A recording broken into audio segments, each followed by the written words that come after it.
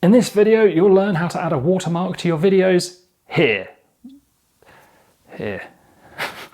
Now, I actually made this video a few weeks ago and YouTube went and changed how it was done, so apologies if you've seen this already, but the original ranked on search and I'm getting daily comments saying it's not working. So here we go. To add a channel watermark to your video, you simply log in, go to your homepage and click the blue Customize Channel button and then select branding, and then you'll see that you can change your profile picture, your banner, and below that your watermark.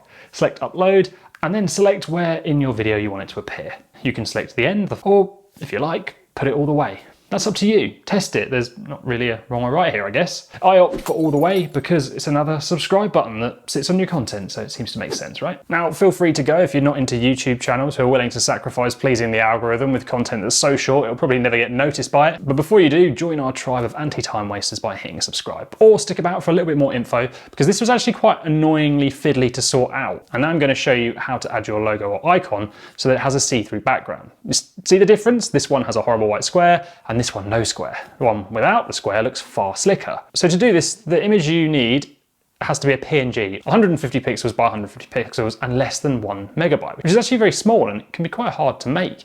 If you have a logo file or an image and you don't have Photoshop or any other editing software, you need to shrink the thing and make it into a PNG or a GIF. So let's walk over that now. Now, the reason they're asking for a PNG is probably because PNG images allow you to have a transparent background. So if you upload your logo with a white background, it's going to leave this awful colored block, like I said earlier, which isn't the best look. Luckily, there are a lot of free converters and image size adjusters on Google. For the purpose of this video, I use an online one called photoresizer.com. You upload your image and then you can resize it and then crop it so that it becomes 150 by 150 and then convert it to PNG.